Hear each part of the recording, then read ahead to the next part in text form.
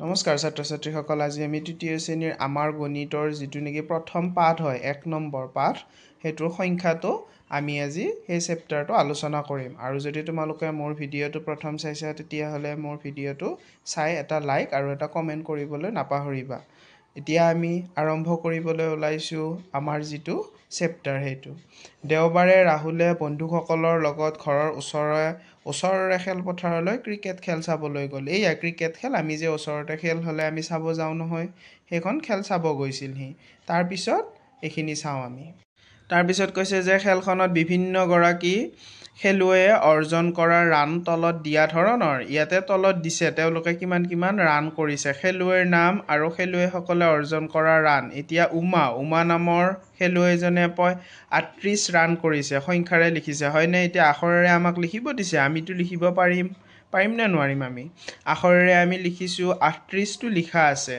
এতিয়া জন এজন মানুহৰ নাম এতিয়া হি 10 ৰান কৰিলে এতিয়া কি হ'ব হি 10 ৰানটো আমি ধুনিয়াকে 10 বুলি লিখিব পাৰো ইয়াতে কিন্তু যিখন মই কিতাপ লৈছো এই কিতাপখন মোৰ এজনী ছাত্ৰীৰ হয় আৰু তাই মানে কিছুমান এনেকুৱাকে লিখিছিল ঘৰত সেই কাৰণে এতিয়া মই মুছি দিব পৰা নাই দেই তাৰ পিছত নিবেদা নামৰ ছোৱালীজনে নিবেদা নামৰ যিজন নেকি ল'ৰা তাই কি কৰিছিল 52 ৰান কৰিছিল সেই কাৰণে 52 লিখিছো তাৰ পিছত ইমৰান নামৰ ল'ৰাজনে কৰিছে 23 ৰান এইখিনি আমি 23 ৰান এনেকৈ তোমালোকে লিখিবা এইখিনি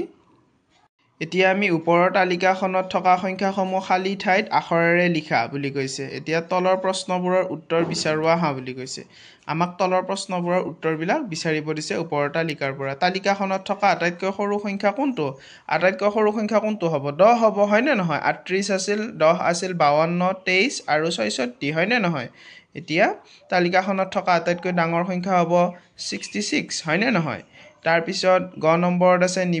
নিবেদাই উমাতকৈ কিমান ৰান বেছি কৰিছিল উমাতকৈ 14 ৰান বেছি কৰিছিল তাৰ পিছত 100 ৰান কৰিবলৈ কনকক আৰু কিমান ৰান লাগিব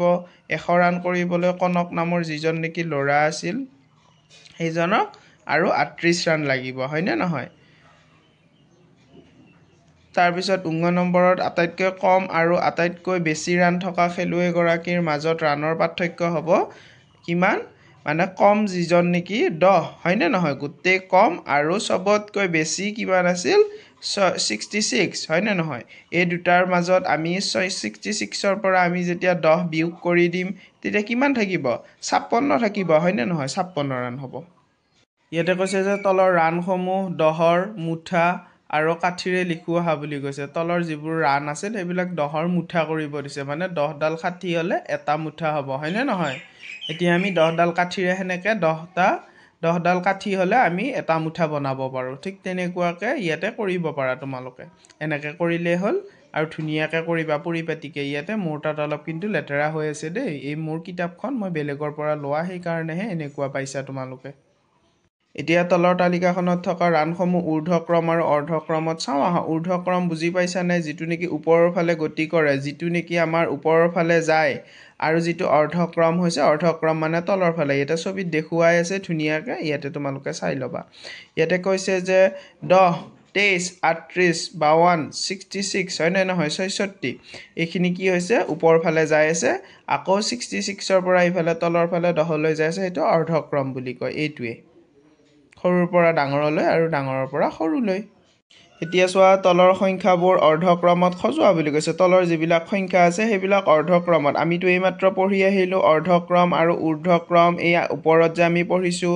অৰ্ধক্ৰম হৈছে কি ওপৰৰ ফালে গতি কৰা হয় নে নহয় 17 তাৰ পিছত আমি কাক পাম তাৰ পিছত 25ক পাম হয় নে নহয় তাৰ পিছত আমি 55 আছে হয় নে নহয় তাৰ পিছত 40 আছে এইবিলাক আমি ধুনিয়াকে মিলাই লিখিম ঠিক তেনেকুৱাকে তোমালোকে তলৰটো লিখিবা আৰু এতিয়া আমি ঊৰ্ধ্বক্ৰমত যিটো আছে ঊৰ্ধ্বক্ৰমত তলৰ সংখ্যাবোৰ ঊৰ্ধ্বক্ৰমত সজোৱা মানে ওপৰৰ পৰা তললৈ নামি আহিব যেনেকে 90 যেনিবা তাৰ পিছত 80 হ'ব তাৰ পিছত 70 হ'ব তাৰ পিছত কিমান হ'ব 60 হ'ব 50 হ'ব হেনেকুৱাকে তলৰ ফালে নামি আহিব ঠিক তেনেকুৱাকে ইয়াতে 15 29 8 31 আৰু 92 দিয়া আছে তোমালোকে ধুনিয়াকে নিজে লিখিবা এইখিনি গোটেই সহজ পাৰিবা লিখিব পাৰিবা এটা কৈছে যে অনিমাহতৰ বগৰী হয় নে নহয় অনিমাহতৰ বগৰী এটা এইটো আমি পঢ়িব লাগিব এতিয়া অনিমা আৰু ৰাহুলে ঘৰৰ চৌহদত থকা বগৰীজোপাৰ পৰা বগৰী বুটলিলে সিহঁতে নিজৰ ঘৰৰ যিটো চৌহদ আছে সেইটোৰ পৰা বগৰী বুটলি আছে তেওঁলোকে বুটলা বগৰীবোৰ গণিবলৈ ধৰিলে তেওঁলোকে এতিয়া গণিছে বগৰীবিলাক গণি আছে এতিয়া মই গণনা কৰি কেইটা পালো ৯৭টা পালো মই গণনা কৰি ৯৮টা পালো ভালদৰে গণনা কৰা দুয়োৰে গণনাত বেলেগ বেলেগ ওলাইছে দেখোন বুলি কোনে কৈছে মাকে কৈছে এতিয়া আমি তলৰখিনি পঢ়িছোঁ তাৰপিছত মই দুইৰ গোটত গণনা কৰি চাওঁ বুলি কৈছে মই তাৰমানে দুটা দুটাকৈ থৈ থৈ গণনা কৰিছে আকৌ এইফালে মই ৫টা গোটত গণনা কৰি চাওঁ মই পাঁচটাকৈ গণনা কৰিছোঁ মই বুলি কৈছে তাৰমানে তাই দুটা দুটাকৈ গণনা কৰিছে দুবাৰ এবাৰ থ'লে তাইৰ কিমান হ'ব ৫বাৰ থ'লে তাইৰ ১০ হয় ইয়াৰ কি হয় যিজন নেকি ল'ৰাজন তাৰ হেৰি হয় ৫বাৰকৈ দুবাৰ থ'লে হয় ঠিক তেনেকুৱাকৈ হৈছে এতিয়া মাকে কৈছে তোমালোকে ১০ৰ গোটত গণনা কৰিলে বগৰীৰ মুঠ সংখ্যা সহজে উলিয়াব পাৰিবা দেখোন কৰি চোৱাচোন কৈছে যে তোমালোকে ১০টা এবাৰতে থবা তেতিয়াহ'লে দেখোন আৰু সহজে হ'ব সেনেকৈ ওলালে বেছি সহজ হয় বুলি কৈছে মাকে ইয়াতে কৈছে যে আলোচনা কৰোঁ আহা বুলি কৈছে ইয়াতে কৈছে যে আলোচনা কৰোঁ আহা বুলি কৈছে আলোচনা কৰোঁ আহা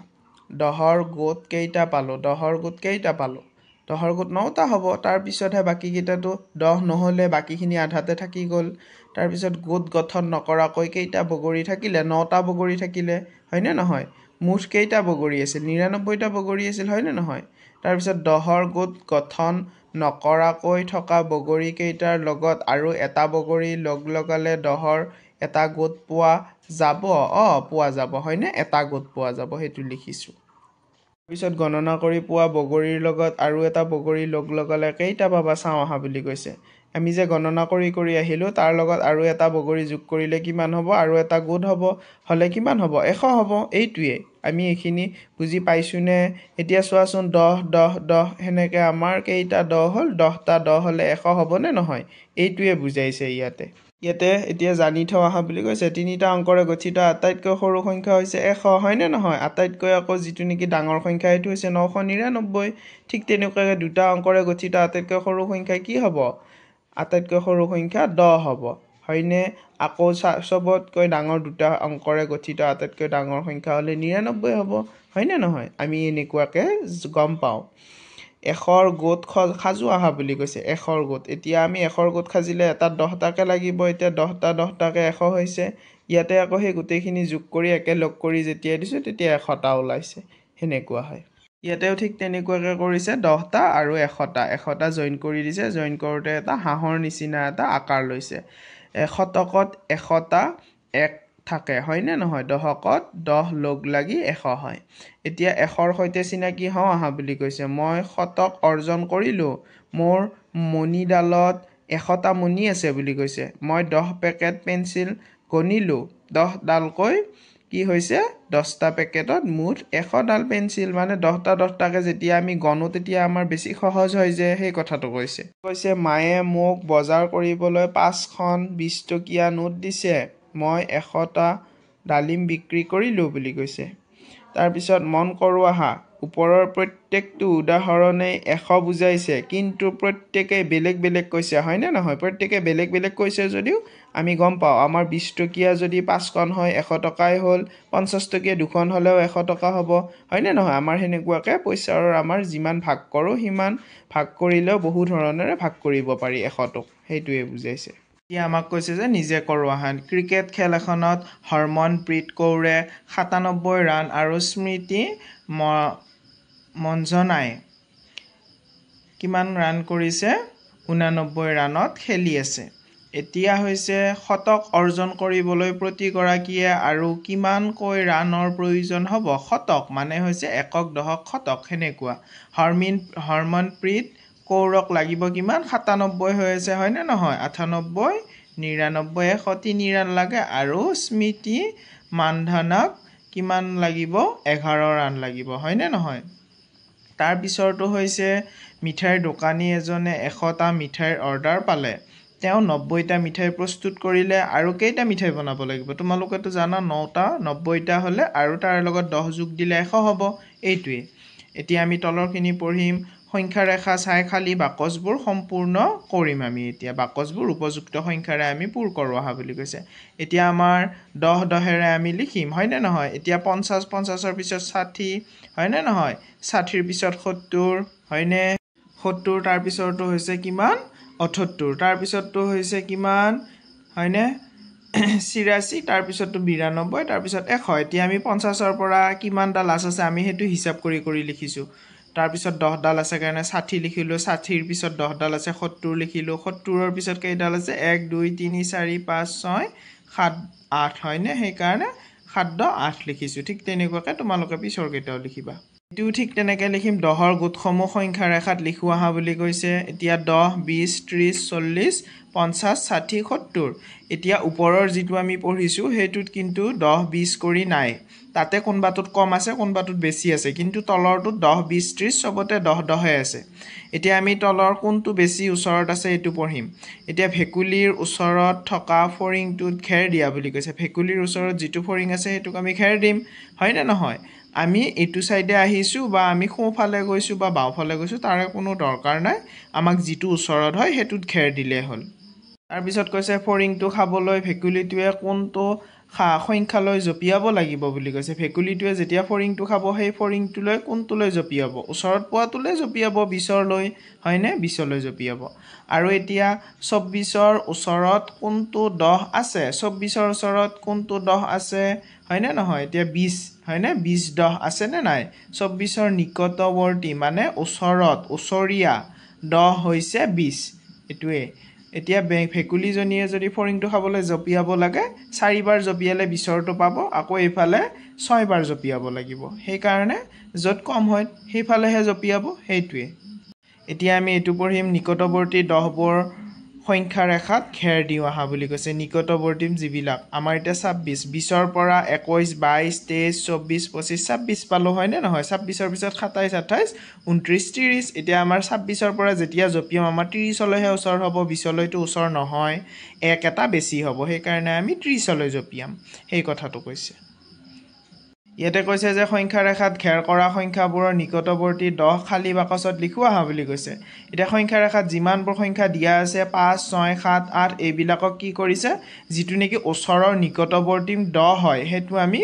উলাম হেতু আমি লিখিম বুলি কৈছে এটা 16ৰ পৰা আমাৰ কোনটো 10 ওচৰত হ'ব 10 ওচৰত হ'ব নে 20 ওচৰত হ'ব আমাৰটো 20 হে ওচৰত হ'ব এই কাৰণে 20 টো লিখিছো এতিয়া খ নম্বৰটো সোৱা খ নম্বৰটো 20 21 22 23 হয় নে নহয় এতিয়া 23ৰ পৰা আমাৰ 30 টো বহুতটো দূৰ হয় নে নহয় আমি 1 2 3 4 5 6 7 8 8 আহিলেহে আমি 30 টো পাম সেই কাৰণে আমি উলটি যাম 20 লৈ আমি 3 বাৰ গলে হল 20 লৈ 20 লিখিছো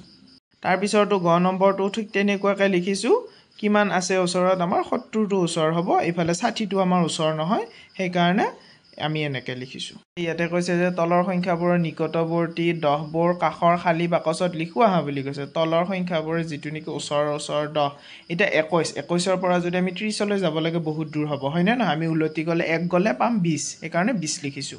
আকৌ এতিয়া আমাৰ এটো কি 46ৰ পৰাটো আমাৰ ইফালে উলটি আহিলে 40 লৈ 6 বাঢ়িব সেই কাৰণে আমি হিটু সাইডে গৈছো 50 লিখিছো এই কাৰণে আকৌ ঠিক তেনেকুৱাকৈ হেতু 90 আৰু হেতু 60 লিখিছো এটো দেখুৱাইছে যে ৰমলাহতৰ ধূপকাঠিৰ উদ্যোগ আমি পিছৰখিনি এতিয়া পঢ়িম পিছৰখিনিত আমি গম পাম এইমাত্ৰ যে আমি চালো ৰমলাহতৰ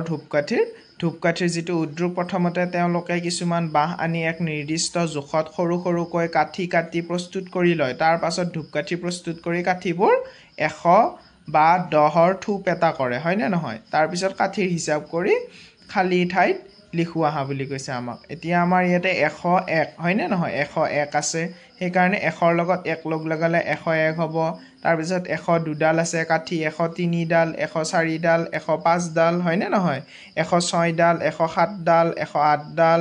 109 ডাল তাৰ পিছত 110 হ'ব এইখিনি আমাক লিখিব দিছে আমি নিজে নিজে লিখিব পাৰিম তোমালোকে চাই লবা ইয়াতে মই লিখি দিছো কিন্তু তোমালোকে নিজে লিখিলে বেছি ভাল এতিয়া 110 11 আছে এটো লিখা আছে তাৰ পিছত আকৌ 110 10 20 হয় না নহয় 1 2 3 4 5 এতিয়া কিমান হ'ব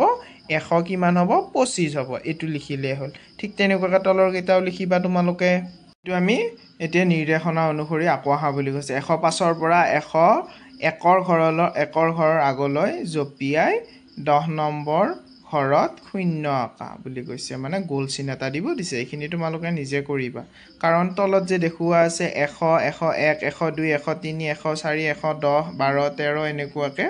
সেইখিনিৰ নিচিনাকে যিখিনি দিয়া আছে তাৰ 105ৰ পৰা এক ঘৰ আগলৈ জপিয়াব দিছে 104 লৈ জপিয়াই কি কৰিব দিছে তাতে এটা শূন্য এটা আঁকিব দিছে ঠিক তেনেকুৱাকে 124ৰ পৰা 3 ঘৰ আগলৈ জপিয়াই 4 নম্বৰ ঘৰত এইটো 4 কোণীয়াটো আঁকিব দিছে মই এইটো আঁকিছো 124ৰ পৰা যেটো নেকি আগৰ 121 হৈছে হেতু ৰাখিছো আৰু এতিয়া 155ৰ পৰা 5 ঘৰ পিছলৈ জপিয়াব দিছে তাৰ পিছত এটা ষ্টাৰ আঁকিব দিছে তোমালোকে এইখিনি নিজৰ বহিত পাতি লৈ কৰিবা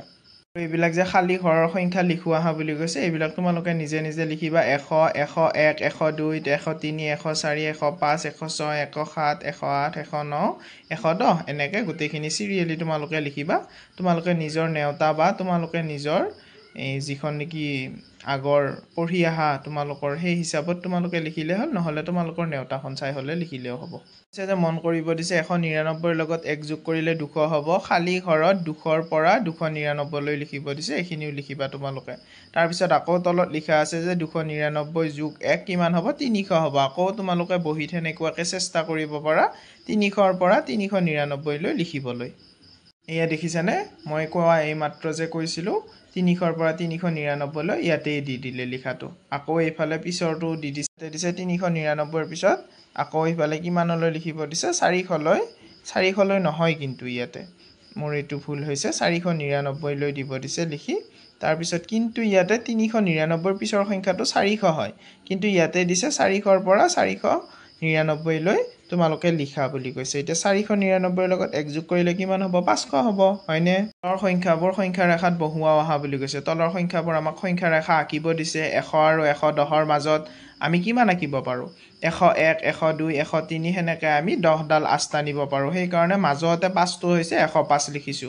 আকৌ হেইফালে 10 ডাল আস্তানি 7ত 117 লিখি দিছো তাৰ পিছত 120ৰ পৰা আকৌ 10 ডাল আস্তানি 123ত লিখিছো ঠিক তেনেকুৱাকে তোমালোকে এনেদৰে আস্তানি কৰিব পাৰা তোমালোকে এইখিনি কৰিবা তোমালোকৰ নিজৰ কিতাপ আছে বহি আছে এইবিলাকত তোমালোকে নিজে নিজে কৰিবা আৰু চেষ্টা কৰিবা ইয়াতে কৈছে যে নিকটৱৰ্তী খ চাও আহা এতিয়া 100 টো চাব খুজিছে কোনটো 100 ওচৰত আছে কোনটো খ ওচৰত আছে মানে 100 200 300 400 500 যিমান খ হলে কোনটো ওচৰত আছে হেতু চাম এতিয়া আমাৰ যেটো নেকি গজৰাজ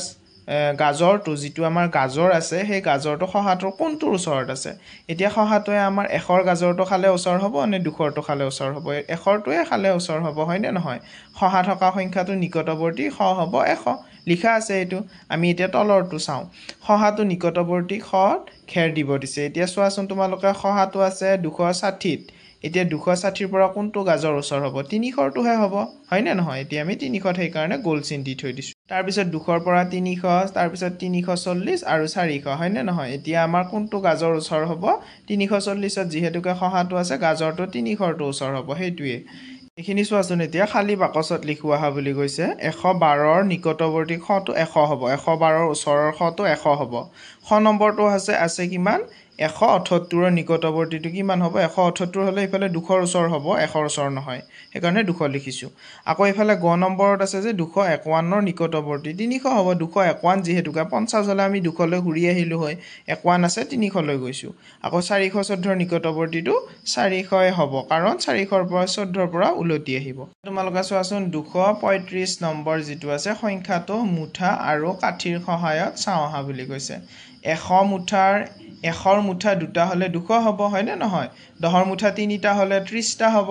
হয় নে নহয় 30টা কাঠি হ'ব সেই কথাটো কৈছে আৰু কাঠি 5 ডাল হলে 5 ডালে হ'ব গতিকে 235 হয় নে নহয় 35 হলে 200 যোগ 30 যোগ 5 মানে এটো বিস্তৃত ৰূপ ভাঙি দেখুৱাইছে বুজি পাইছানে 235ক যদি আমি মণিখলাত যদি ভৰাও ইফালে দুটা মাজত তিনিটা আৰু ইফালে পাঁচটা ভৰাম এককৰ ঘৰত 5 দহকৰ ঘৰত 3 শতকৰ ঘৰত 2 হ'ব তাৰ মানে কিমান 235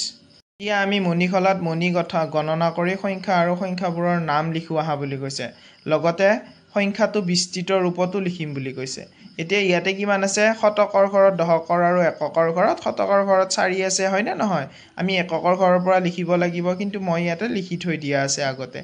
1 লিখিছো আৰু ইফালে 3 আৰু ইফালে কিমান হল 4 এতিয়া 400 হয় নে নহয় 431 হ'ব হয় নে 400 হলে কিমান হ'ব 400 যোগ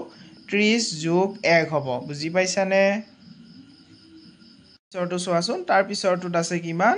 ইয়াতে এককৰ ঘৰত আছে 1 2 3 4 5টা আছে আৰু দহকৰ ঘৰত নাই শতকৰ ঘৰত 3 আছে সেইকাৰণে 305 এটা 305 হলে 300 যোগ 0 যোগ 5 হ'ব কাৰণ এটো দহকৰ ঘৰ হয় দহকৰ ঘৰত যেহেতুকে দুটা সংখ্যা হলেহে লিখিব পাৰি কিন্তু এটা হলে 0 লিখি দিলে হল সেইকাৰণে 0 লিখিছো কৈছে যে তলৰ তালিকাখন পূৰ কৰো আহা বুলি কৈছে সংখ্যাৰ নাম আৰু সংখ্যা বিস্তৃত ৰূপ ইয়াতে 207 আছে 207ক আমি কি কৰিছো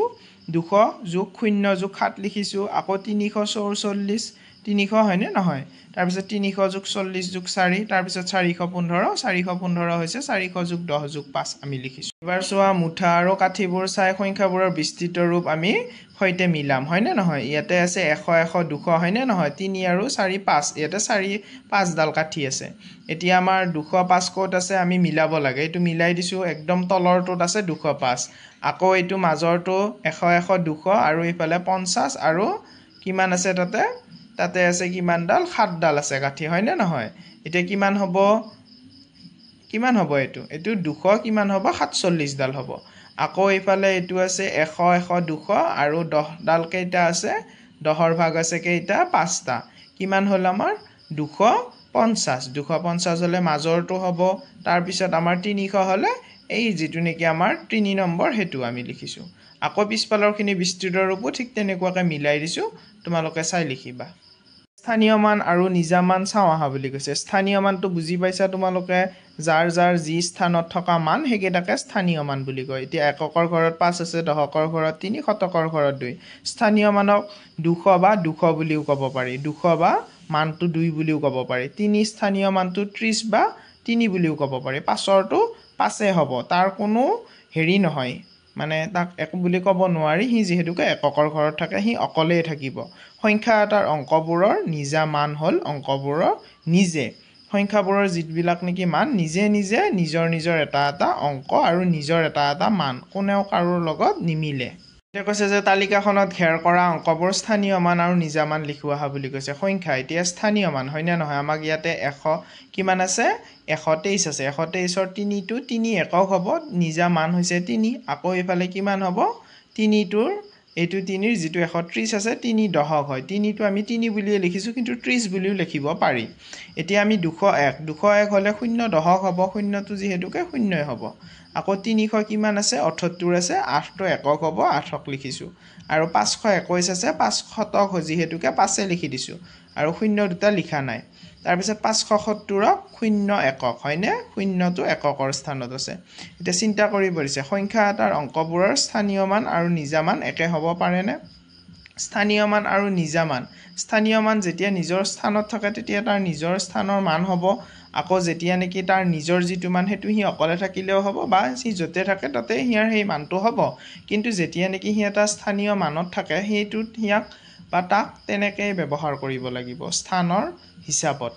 এতে কৈছে যে সৰু নে ডাঙৰ চাও আহা ৰেণুকা বাইদেৱে শিক্ষাৰ্থীসকলক শ্ৰেণী কোঠাত থকা মুঠা আৰু খোলা কাঠি গণনা কৰিবলৈ দিলে প্ৰথমে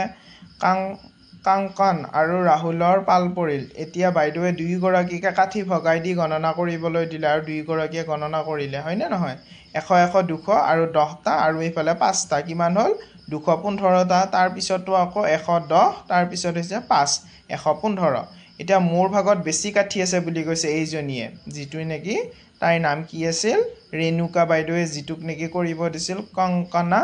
আৰু কাউন আছিল আৰু এটা ৰাহুল এতিয়া ৰাহুলে কৈছে যে মোৰ 115 ডালহে আছে কেনেকৈ গম পালা তুমি বুলি কৈছে মোৰ ভাগত 100 মুঠা বেছি আছে 100ৰ মুঠা এটা বেছি আছে বুলি কৈছে হয়তো তাইৰ ভাগত 100ৰ মুঠা এটা বেছি আছে তাই দেখাই পাইছে তাৰ মানে হেতু কথা কৈছে যে তলৰ প্ৰতিজোৰ সংখ্যা ডাঙৰ সংখ্যাটোত ৰাইট চিন দিওয়া হ বুলি কৈছে ইয়াতে ক নম্বৰত আছে 251 হয়নে নহয় 251 আৰু 151 আমি 251 টো ডাঙৰ হয় আকৌ 271 আৰু 371 371 ডাঙৰ হয় মই ৰাইট চিন দি দিছো তোমালোকে চাই লবা দেই তাৰ পিছত 240 আৰু 220 240 টোৱে ডাঙৰ হ'ব আৰু খ নম্বৰত আছে 291 আৰু 491 ইয়াতে 491 টোহে ডাঙৰ সেইকাৰণে ডাঙৰটো দি এতিয়া আমি ৰং মিলি আৰু ইব্ৰাহিমে গণনা কৰো আহা বুলি কৈছে 100 100 কিমানটা ভাগ আছে চোৱাচোন 4টা আছে হয়নে নহয় তাৰ পিছত আছে আকৌ 10টা থকা 3টা মুঠা আৰু এডাল 431 সেইকাৰণে 30 আৰু 1 ঠিক তেনেকুৱাকে ইয়াৰ ল'ৰাজনৰ ইব্ৰাহিমৰ কিমান হ'ল 200 বা 421 হৈছে এতিয়া আমাৰ কাৰ বেছি হৈছে আমাৰ যিজন নেকি ছোৱালীজনীৰ বেছি হৈছে দুয়োৰে হাতত খৰ মুঠা সমান আছে নে নাই কিন্তু কি হ'ল দহৰ মুঠা এটা কম হ'ল কিন্তু ৰংমিলিৰ হাতত দহৰ মুঠা বেছিকৈ আছে গতিকে ৰংমিলিৰ হাতত বেছি কাঠি আছে সেইটোৱে কৈছে যে তলৰ প্ৰতিযোৰ সংখ্যাৰ সৰু সংখ্যাটোত ৰাইট চিন দিব দিছে সৰু সংখ্যাটো 122 আৰু 132 আছে 122 হ'ব আকৌ ঠিক তেনেকুৱাকৈ মই ৰাইট চিন দি দিছোঁ তোমালোকে চাই লোৱা 2 নম্বৰটো আছে 314 তাতে 333 আছে হয়নে 314 টো সৰু হ'ব গটো আছে আৰু ঘটো আছে ঠিক তেনেকুৱাকৈ চাই ল'বা এতিয়া ডেভিড আৰু ৰূপহীয়ে গণনা কৰিছে ডেভিড আৰু ৰূপহীৰ কাৰ বেছি হ'ল কাৰ কম হ'ল চাওঁ আহা এতিয়া 100 100 200 হৈছে হয়নে নহয় এই ৰূপহীৰ হৈছে 100 100 200 আৰু 100 300 311 হ'ল তাৰ কাৰণ তাইৰ তাত 10 ডাল থকা এটা কাঠিৰ হেৰি আছে থুপ আছে আৰু এডাল আছে আৰু এই ল'ৰাজনৰ যিজন নেকি ডেভিডৰ 300 আৰু 10 আৰু কিমান ডাল আছে তোমালোকে হিচাপ কৰাচোন 7 ডাল হ'ব 7 আছে হয়নে সেই কাৰণে 317 ডাল হ'ল সেই কাৰণে এতিয়া এবাৰ ডেভিডৰ বেছি হ'ল হয়নে নহয় ঠিকই কাৰণ মোৰ হাতত খোলা কাঠি বেছি আছে এই কথাটো কৈছে ডাঙৰ সংখ্যাটো খেৰ দিও আহা বুলি কৈছে মই ডাঙৰ সংখ্যাকিটা খেৰ দি দিছো তোমালোকে চাই লোৱা এতিয়া ক নম্বৰত 120 আৰু 125 আছে 125 তকৈ 125 ডাঙৰ 311 তকৈ 310 ডাঙৰ হ'ব নেকি 311 ডাঙৰ হ'ব 333 তকৈ 133 তকৈ 135 ডাঙৰ হ'ব হয়নে 133 টো ডাঙৰ নহয় কেতিয়াও ঠিক তেনেকুৱাকৈ তোমালোকে চাই লিখা তোমালোকে মন দিবা দেই এটোত এতিয়া ভালকে চোৱাচোন তলৰ শুদ্ধ উত্তৰটো ৰাইট চিন দিব দিছে 125 আৰু কিমান 87 হয়নে নহয় 87 ভিতৰত মানে আমাক চাব দিছে কোনটো শুদ্ধ হয় ক নম্বৰটোত লিখা আছে 87 ডাঙৰ 87 বোলে ডাঙৰ কাৰণ ইয়াৰ এককৰ ঘৰৰ অংকটো 7 কিন্তু 125ৰ এককৰ ঘৰৰ সংখ্যাটো 5 এটো কিবা জানো হ'ব 5 এককৰ ঘৰত থাকিলেও কি হ'ব তাৰটো শতক আছে কিন্তু এই যেটো নেকি আমাৰ লাষ্টৰ যেটো সংখ্যা হয়নে নহয় 87 জানো হেৰি আছে 87 যেটো লাষ্টৰ সংখ্যা 87 জানো শতকৰ ঘৰত কোনোবা সংখ্যা আছে নাইতো এটা খ নম্বৰত কৈছে চোৱাচোন 87 ডাঙৰ কাৰণ ইয়াৰ দহকৰ ঘৰত বোলে 8 আছে 8 থাকিলেও তো নহব কিন্তু 125ৰ দহকৰ ঘৰত 2 আছে হেতু কোনো ধৰণৰে নহব কাৰণ একো নহব এটো এতিয়া গ নম্বৰটো চোৱা 125 টো ডাঙৰ কাৰণ ইয়াত শতকৰ ঘৰত 1 আছে হয়নে নহয় কিন্তু কিমান আছে 87ৰ ঘৰত 87ৰ শতকৰ ঘৰে নাই হয়নে নহয় এটো শুদ্ধ হ'ব সেই কাৰণে এটো ৰাইট চিন দিছো এতিয়া তোমালোকে তলত চোৱাচোন ওপৰৰ সংখ্যা দুটা আমি আন ধৰণে তুলনা কৰিব পাৰো নেকি চিন্তা কৰি লিখা বুলি কৈছে মই এটা লিখি দিছো বাকি আৰু এটা তোমালোকে নিজে লিখিবা ইয়াতে আছে মই লিখিছো যে 87 সৰু কাৰণ ইয়াত শতকৰ ঘৰত একো নাই হয়নে নহয় 87 টো সৰুৱে হ'ব কাৰণ 125ৰ তুলনাত 87ৰ ঘৰতটো কোনো নাই আৰু এটা তোমালোকে নিজে লিখিবাচোন নিজৰ মগজু ব্যৱহাৰ কৰি তোমালোকে নিজে লিখিবা তলৰ প্ৰতিযোৰ সংখ্যাৰ ডাঙৰ সংখ্যাটো খেৰ দিও আহা বুলি কৈছে এতিয়া বুজি পাইছানে ইয়াতে খেৰ দিব দিছে আমি এতিয়া কটো চাচোন কটো লিখিছো 421 আৰু 425 আছে এটো দিয়া আছে ধুনিয়াকৈ 25ত দি দিছে গোলচিন ঠিক তেনেকুৱা 327 আৰু 320 আছে 320ৰ যেহেতুকে সৰু হ'ব 327 টো দিছো বাকি দুটাও ঠিক তেনেকুৱাকৈ ডাঙৰ দুটা দি দিছো তোমালোকে চাই লোৱা এতিয়া তলৰ সংখ্যাটো সৰু ঘৰ সংখ্যাটো যেটো হেতুত খেৰ দিব দিছে এটা 220 আৰু 202 আছে 202 টো হয় 400 কিমান আছে 400 কিমান আছে 81 আছে হয়নে 481 আৰু 389 হয়নে এতিয়া আমি হেনেকে দি দিছো ডাঙৰ কেইটা দি দিছো তোমালোকে চাই লবা চোৱাচোন এতিয়া আমাক ডাঙৰ আৰু সৰু আমাক চাব দিছে আমাৰ ডাঙৰ চিন হেইটো যে ওপৰত দিয়া আছে আৰু ইকুৱেল চিন আছে হয়নে যি দুটা সমান হয় হেতু সমান চিন দিব দিছে আৰু যেটো ডাঙৰ হয় ডাঙৰৰ ফালে ডাঙৰখিনি সৰুৰ ফালে সৰুখিনি দিব দিছে ইয়াতে কৰি দিয়া আছে এফালে 5টা জবা ফুল আছে এফালে 3টা ডাঙৰৰ ফালে হেইখন মুখখন কৰি দিছো এতিয়া ঠিক তেনেকুৱাকৈ পখিলা কেইটাও আছে পখিলা যেটো নেকি বেছিকে আছে হেতু সাইডে ডাঙৰৰ যিখিনি মেলা হয় হেখিনি ত্ৰিভুজৰ নিচিনা হেফালে হ'ব আৰু বাকি জংটো যেটো নেকি কাৰ চিনৰ নিচিনা হেখিনি 4টা যেটো কম ফালে আছে হেতুৰ ফালে হ'ব আৰু এতিয়া দিয়া যিখিনি দিয়া হেখিনি সমান আছে এই কাৰণে ইকুৱেল চিন দি দিছো তাতে তেনেকুৱাকৈ এতিয়া লাড্ডুৰ ক্ষেত্ৰতো হেনেকুৱাই হ'ল লাড্ডু যেহেতুকে সমান আছে ইকুৱেল চিন দিছো আকৌ এটো বেছি আছে কম আছে এক সাইডে সেই কাৰণে এনেকৈ দি দিছো তোমালোকে চাই লবা এইখিনি সংখ্যা কেইটাও আমি এনেকুৱাকৈ বহাইছো ডাঙৰ সংখ্যাটো যেহেতুকে 123 আৰু 121 আছে 123 টো ডাঙৰ কাৰণে ডাঙৰটো এইফালে মেলাখিনি দি দিছো সৰুখিনি এইফালে দি দিছো 491 টো ঠিক তেনেকুৱাকৈ দিছো তোমালোকে এইখিনি চাই লিখি লবা ৰঙা ৰঙৰ যিটো নেকি ওচৰৰ অংকটোৰ পৰা আৰম্ভ কৰি কাৰ চিনৰ দিশেৰে গৈ সংখ্যা গঠন কৰোঁ আহা বুলি কৈছে 1 2 3ৰে সংখ্যাটো গঠন কৰিব দিছে হয়নে এতিয়া আমাৰ 1 2 3 আমি লিখিলোঁ আকৌ ঠিক তেনেকুৱাকৈ এইটো আমাৰ 1ৰ পৰা উলটি আহিব দিছে 1 3 2 হয়নে আমি লিখিছোঁ 132 আকৌ ঠিক তেনেকুৱাকৈ এটা 3ৰ পৰা যাব দিছে 3 1 আৰু 2 হয়নে নহয় এতিয়া আমি ইয়াতে 3 1 আৰু 2 লিখিব লাগে এতিয়া আমি লিখিব লাগে 2 তাৰপিছত 3 তাৰপিছত 1 আমি 2ৰ পৰা আগতে লিখিম হয়নে 2 তাৰপিছত 3 তাৰপিছত 1 সেইকাৰণে 231 হ'ব ঠিক তেনেকুৱাকৈ এইটো 200 কিমান হ'ব 13 হ'ব এইটো হ'ব 312 আৰু এইটো হ'ব 321 ঠিক তেনেকুৱাকৈ আকৌ কৰিব দিছে 4 আৰু কিমানৰ 4 2 0ৰে গঠন কৰা বুলি কৈছে গঠন কৰিছোঁ এয়া 4 2 আৰু 3ৰে বা 0ৰে 4 2 0ৰে আমি গঠন কৰিছোঁ 420 আৰু 400 এইটো কিমান হ'ব 402 402 আৰু এইটো হ'ব 200 কিমান 4 আৰু এইটো হৈছে 200 কিমান হ'ব 40 হ'ব এইটো এইবিলাক সংখ্যাৰ গঠন কৰিছোঁ তোমালোকে চাই ল'বা 5 2 7ৰে কিমান সংখ্যা বনাব পাৰি হয়নে 552 257 হয়নে নহয় তাৰপিছত 725 572 এইবিলাক এতিয়া 2 3 4ৰ আমি গঠন কৰিছোঁ তোমালোকে চাই ল'বা এইখিনি লিখিবা বহিত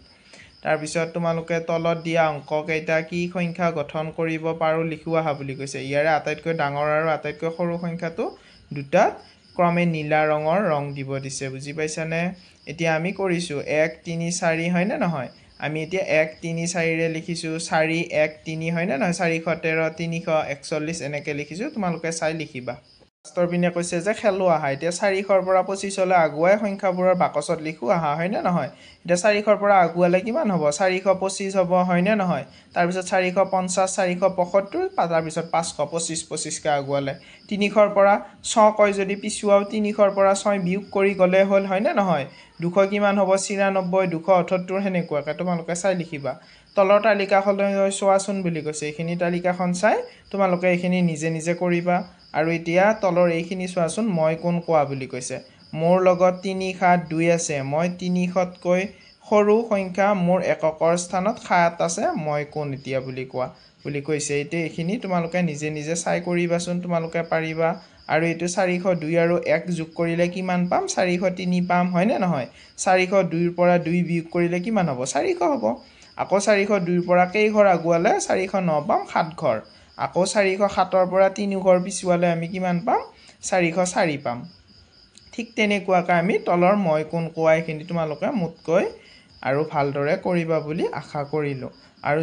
যিসকলে এই ভিডিঅ'টো মোৰ শেষলৈকে চাইছে তেওঁলোকলৈ ধন্যবাদ থাকিল আৰু মোৰ এই ভিডিঅ'ৰ যোগেৰে যাতে তোমালোকৰ ওচৰলৈ আৰু যাব পাৰোঁ মই তাৰ কাৰণে তোমালোকে যাতে মোক ছাপোৰ্ট কৰা মোৰ যাতে ভিডিঅ'টো চাই উঠি এটা লাইক আৰু এটা কমেণ্ট কৰা আৰু যাতে মোক ছাবস্ক্ৰাইব কৰিবলৈ নাপাহৰা আৰু এইখিনিলৈ চোৱাৰ বাবে ধন্যবাদ থেংকছ ফৰ ৱাটছিং